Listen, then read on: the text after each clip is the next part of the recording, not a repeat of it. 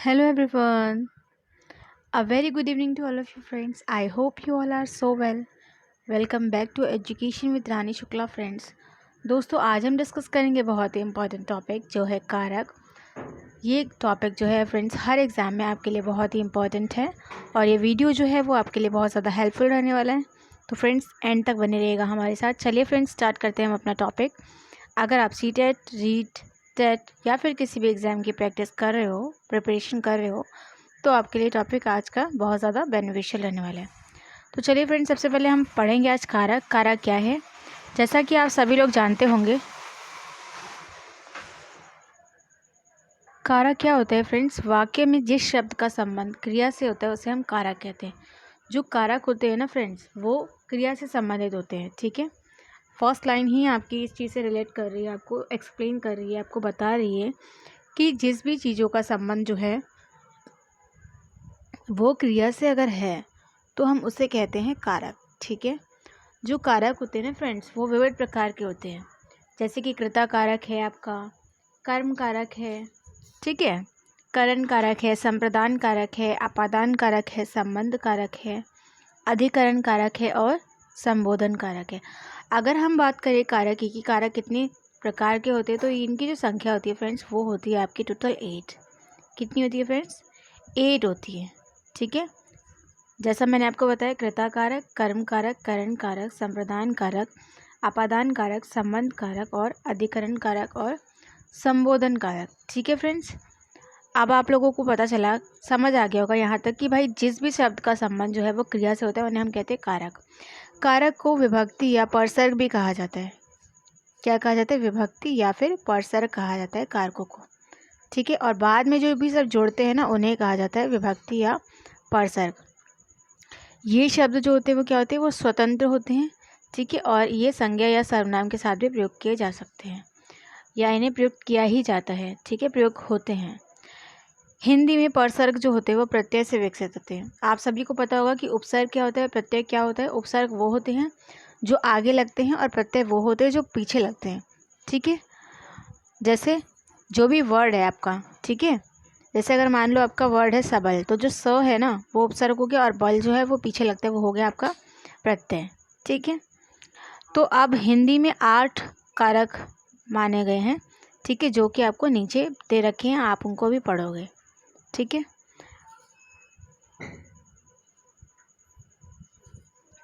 जैसा कि फ्रेंड्स हमने अभी डिस्कस किया कि जो कारक होते हैं उनकी संख्या कितनी होती है? टोटल होते हैं 8। कितने होते हैं टोटल? टोटल होते हैं 8 टाइप्स। ठीक है, कौन कौन से होते हैं? कृता कारक है पहला आपका। ठीक है, तो कृता कारक क्या होता है फ्रेंड्स? वाक्य में जिस शब्द के द्वारा काम करने का बोध होता है। कृता कारक क्या होता है? जिस शब्द के द्वारा काम करने का बोध होता है। ठीक है, काम करने का बोध होता है उसे हम कहते हैं कृता कारक। जैसे राम ने श्याम को मारा। ठीक है, राम ने श्याम को मारा, तो यहाँ पर राम क्या है? कृता है। ठीक है, जिसके बारे में बात हो रही है। ठीक है, और मारना क्या है? क्रिया। ठीक है, जिसके बारे में बात हो रही है वो क्या है? कृता, और जो क्रिया हो रही है वो है मारना। ठीक है, जिस शब्द से किसी भी काम के करने या होने का पता चलता है उसे हम कहते हैं क्रिया। जैसे चलना, उठना, बैठना, खड़े होना, सोना, पढ़ना, लिखना, जो भी काम हम कर रहे होते हैं ना वो होता है हमारा क्रिया, यानी कि वर्ब। इंग्लिश में आपने पढ़ा होगा सब्जेक्ट क्या होता है, वर्ब क्या होता है, ऑब्जेक्ट क्या होता है। ऑब्जेक्ट कोई भी वस्तु हो गई, ठीक है, और कृता क्या होता है? ठीक है, यानी सब्जेक्ट जिसके बारे में बात हो रही है। ठीक है, अब यहाँ पे परसर्ग क्या है? परसर्ग है यहाँ पे ने। ठीक है, तो आपने ये समझा कि भाई कृता कारक किसे कहते हैं? जिस शब्द के द्वारा काम करने का बोध होता है उसे हम कहते हैं कृता कारक। अब ऐसे ही कर्म कारक क्या है? कर्म कारक वो होता है जहाँ पर जो क्रिया का जो प्रभाव होता है वो फल पर पड़ता है। ठीक है, यानी कि जिस शब्द पर पड़ता है वो होता है फल, उसे हम क्या कहते हैं? कर्म कारक। ठीक है, जैसे राम ने श्याम को मारा। ठीक है, तो यहाँ पर क्या है? यहाँ पर कृता तो है राम, ठीक है, लेकिन उससे तो यहाँ पे जो वाक्य था ना इसमें कर्म कौन है? श्याम, क्योंकि जो राम ने मारा है ना, तो राम ने किसको मारा? श्याम को। तो जो क्रिया का प्रभाव है वो किस पे पड़ेगा? श्याम पर पड़ेगा। ठीक है, कृता क्या कौन था यहाँ पे? कृता था यहाँ पे राम, और फल किस पे पड़ रहा था? यानी कि श्याम पे। तो जो कृता जो भी चीज़ें करता है ना, उसका फल जब श्याम, मतलब उसका फल जो है वो किस पे पड़ेगा? श्याम। श्याम कौन है? कर्म। तो कृता के द्वारा जो भी कार्य किए जाते हैं उसका फल जब कर्म पर पड़ता है तो उसे हम कहते हैं कर्म कारक। ठीक है, उसे हम क्या कहते हैं? उसे हम कहते हैं कर्म कारक। ठीक है, तो श्याम के साथ जो कारक चिन्ह है वो कौन सा लगा है? को लगा है, श्याम को मारा। ठीक है, अब हम बढ़ते हैं आगे। नेक्स्ट है आपका करण कारक। करण का अर्थ क्या होता है? करण का अर्थ होता है साधन। करण का अर्थ क्या होता है? करण का अर्थ होता है साधन। ठीक है, साधन मतलब संज्ञा का वो रूप जिससे किसी भी क्रिया के साधन का बोध होता है। ठीक है, जैसे जिस भी चीज़ से आप, जो सोर्स है ना किसी भी काम को करने का, वो जो होता है वो होता है आपका करण कारक, जो आपके सोर्स को एक्सप्लेन कर रहा है। जो भी चीज़ आप कर रहे हो वो किसके द्वारा कर रहे हो? ठीक है, किससे कर रहे हो? जैसे मैं पेन से लिख रही हूँ तो मैं किसके द्वारा लिख रही हूँ? मैं पेन के द्वारा लिख रही हूँ। ठीक है, मैं बस से जा रही हूँ तो मैं किससे जा रही हूँ? बस से जा रही हूँ। ठीक है, मेरे द्वारा ये कार्य किया जा रहा है तो कार्य किसके द्वारा किया जा रहा है? मेरे द्वारा। ठीक है, तो करण का अर्थ है साधन। ठीक है, साधन का वह रूप जिससे किसी क्रिया के साधन का बोध हो उसे हम कहते हैं करण कारक। ठीक है, जिससे किसी कार्य के साधन का बोध होता है उसे हम कहते हैं करण कारक। जैसे शिकारी ने शेर को बंदूक से मारा, तो शिकारी ने शेर को किससे मारा? बंदूक से। ठीक है, इस वाक्य में बंदूक जो है उसके द्वारा शेर को मारने का उल्लेख हुआ है। ठीक है, तो बंदूक क्या है? बंदूक है आपका करण कारक, यानी सोर्स क्या है आपका? बंदूक, जिसके द्वारा हम कोई भी कार्य कर रहे होते। तो इसका आपने पढ़ा कृता। कृता की आइडेंटिटी क्या होती है? जहाँ पे होता है आपका ने। ठीक है, फिर कर्म की आइडेंटिटी क्या होती है? कर्म की आइडेंटिटी होती है आपकी को। ठीक है, ऐसे आपको सारी आइडेंटिटी याद रखनी है। जैसे कृता ने, कर्म को, करण में क्या आता है? से, के द्वारा। संप्रदान में क्या आता है? के लिए, को। ठीक है, आपादान में क्या आता है? से। ठीक है, अलग होना। संबंध में क्या आता है? का, के, की, रा, रे, री, है ना। अधिकरण में आता है मे पर, संबोधन में आता है हे, अरे, आदि। तो ये सारी जो चीज़ें हैं ना, ये सारी जो आइडेंटिटी है ये आपको याद रखनी है। अगर आपने आइडेंटिटी याद कर लेना तो फ्रेंड्स एग्जाम में कारक से कोई भी क्वेश्चन आएगा तो आपका छूटने वाला है नहीं। ठीक है फ्रेंड्स, तो देखते हैं हम आगे। तो इसकी आइडेंटिटी क्या है? से, के द्वारा। ठीक है, से, के द्वारा, और के कारण या के साथ या के बिना, ये सारी भी इसकी आइडेंटिटी है। ठीक है, अब हम बढ़ेंगे आगे।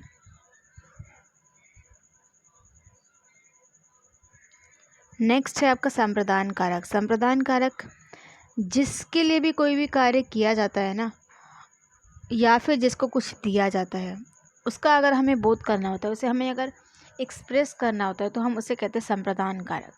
क्या कहते हैं हम? उसे हम कहते हैं संप्रदान कारक। इसकी आइडेंटिटी क्या है? को।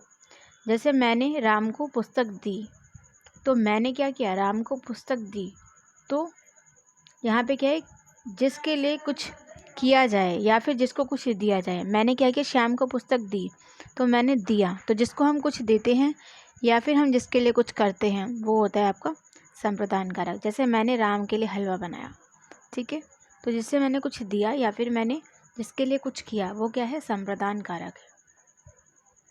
ठीक है, नेक्स्ट है आपका अपादान कारक। अपादान कारक वाक्य में जिस स्थान या वस्तु के किसी व्यक्ति या वस्तु की पृथकता या तुलना का बोध होता है, या फिर कोई वस्तु उस चीज़ से अलग हो जाती है। अगर हम किसी वस्तु के दूसरी वस्तु से अलग होने की बात करते हैं, ऐसे पेड़ से पत्तियाँ गिर गई, क्या पत्तियाँ अभी पेड़ पे है? नहीं, पत्तियाँ क्या हैं? पेड़ से गिर गई हैं, अब उनका कोई अस्तित्व नहीं है पेड़ में, वो अलग हो चुकी हैं। तो जहाँ पे किसी भी चीज़ का अलग होना, या फिर से, या फिर में, या फिर में नहीं, से या फिर अलग होने की बात होती है, तो वहाँ होता है आपका अपादान कारक। ठीक है, जैसे वाक्य में जिस स्थान या वस्तु के किसी व्यक्ति या वस्तु की पृथकता, जैसे मैंने आपको बताया पृथक, अगर हम कोई भी वस्तु अलग हो रही है या फिर हम किसी की तुलना का बोध कर रहे हैं तो वहाँ पे आता है आपका अपादान कारक। ठीक है, इसका विभक्ति चिन्ह क्या है?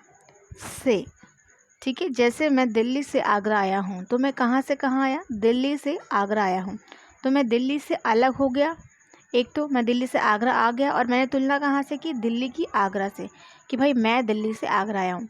या फिर मैंने अगर कहा कि भाई दिल्ली में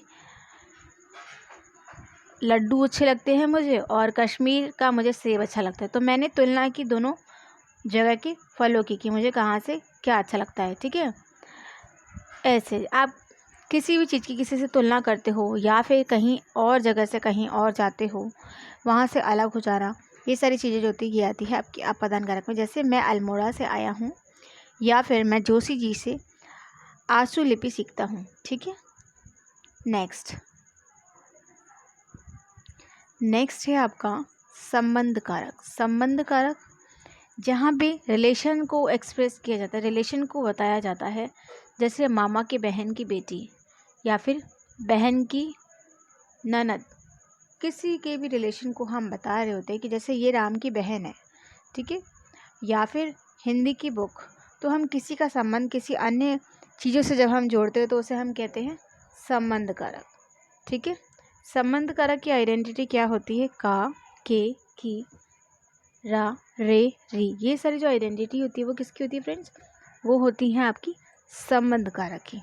ठीक है, ये आइडेंटिटी आपको याद रखनी है, का, के, की या फिर रा, रे, री। ठीक है, तो संज्ञा या सर्वनाम के जिस रूप से किसी अन्य शब्द के साथ संबंध या लगाव प्रतीत हो, यानी कि अगर हमें किसी भी चीज़ का संबंध किसी अन्य के साथ संबंध पकड़ो, जैसे कि मेरी दी। ठीक है, मेरी दी के जो हस्बैंड है वो क्या होंगे? मेरे जीजू होंगे। तो यहाँ पे मैंने क्या किया? संबंध प्रकट किया। ठीक है, मेरी मामा का भाई, आपका मतलब मेरे मामा की जो बेटी है वो क्या हुई मेरी? ठीक है, भांजी। तो ऐसे मैं संबंध प्रकट कर रही हूँ, तो वहाँ पे क्या होता है? संबंध कारक की बात हो रही होती है। ठीक है, जैसे अनीता सुरेश की बहन है। ठीक है, तो की क्या है यहाँ पे? परसर्ग चिन्ह है। जब हम किसी भी सेंटेंस को जोड़ने के लिए जिन हेल्पिंग वर्ब्स का यूज़ करते हैं ना, वो। ठीक है, तो परसर्ग चिन्ह क्या है यहाँ पे? की। ठीक है, ये हेल्पिंग वर्ब का काम कर रहा है यहाँ पे। अब हम बढ़ेंगे आगे। नेक्स्ट है आपका अधिकरण कारक। अधिकरण कारक की आइडेंटिटी क्या है फ्रेंड्स? संज्ञा या सर्वनाम के जिस रूप से क्रिया का आधार, आश्रय, समय या शर्त सूचित हो, उसे हम कहते हैं अधिकरण कारक। उसे हम क्या कहते हैं? उसे हम कहते हैं अधिकरण कारक। ठीक है, जहाँ पर हम क्रिया जो है उसकी आधारशिला की बात करते हैं या फिर जो क्रिया है उसके आश्रय, समय, शर्त, इन सारी चीज़ों की बात करते हैं। जैसे राधा जो है वो पेरिस में रहती है या फिर उमेश लखनऊ में रहता है। तो ये सारी जो चीज़ें, ये क्या है? वो रहता कहाँ है? लखनऊ में। तो ये उसका आश्रय को शो कर रही है। ठीक है, इसकी आइडेंटिटी होती है फ्रेंड्स आपकी में या फिर पर। ये आप याद रखना, यहाँ पे पर दिया नहीं है फ्रेंड्स, बट आप ऐड कर लीजिएगा। नेक्स्ट है आपका संबोधन कारक। क्या होते हैं फ्रेंड्स? संज्ञा के जहाँ पे हम चेतावनी की बात करते हैं, किसी को सतर्क करने के लिए हम जो सेंटेंस का यूज़ करते हैं या फिर हम किसी को सावधान करने के लिए यूज़ करते हैं। जैसे सावधान, आगे गड्ढा है तो ज़रा संभाल के चलना। या फिर कहीं आश्चर्य प्रकट करते हैं, जैसे हे भगवान ये कैसे हो गया, हाय राम, उफ कितनी गर्मी है।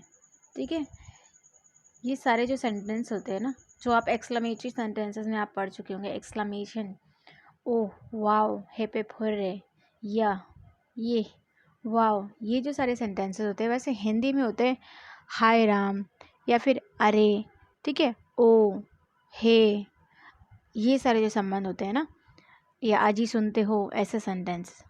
तो संज्ञा के जिस रूप से किसी को पुकारने, चेतावनी देने, सावधान करने या संबोधित करने का बोध होता है, उसे हम कहते हैं संबोधन कारक। ठीक है, संबोधन कारक का कोई विभक्ति तो नहीं होता, बट आप इन सेंटेंस की जो आइडेंटिटी होती है वह यही होती है कि एक तो जो सेंटेंस होता है, जैसे जहाँ से स्टार्ट होगा ना, जैसे हाय राम या उफ कितनी गर्मी, तो उफ के बाद ना विस्मयादि बोधक का चिन्ह लग जाता है आपका। उसके बाद जब सेंटेंस कंप्लीट होता है तो वहाँ पे आपका पूर्ण विराम लग जाता है, तो आप समझ जाओगे। हे, अरे आदि, ये जो सारे शब्द है ना, इनका प्रयोग होता है। ठीक है फ्रेंड्स, आई होप ये वीडियो आपके लिए बेनिफिशियल रही हो। अगर आपके वीडियो पसंद आई हो तो फ्रेंड्स आप हमारे चैनल को लाइक, शेयर और सब्सक्राइब कर सकते हो। अगर आपको लगे कि ये वीडियो बेनिफिशियल है तो आप अपने फ्रेंड्स के साथ भी शेयर कर सकते हो। फ्रेंड्स, वीडियो अगर पसंद आई हो तो लाइक ज़रूर कीजिएगा। हमारी वीडियो को लास्ट तक देखने के लिए आप सभी का बहुत बहुत शुक्रिया friends. Thanks for watching my video friends. अगर आप चाहें तो आप हमारे टेलीग्राम चैनल से जुड़ सकते हैं फ्रेंड्स। ओके फ्रेंड्स, जल्द ही हम आपके साथ नेक्स्ट वीडियो शेयर करेंगे friends. Take care, have a nice day.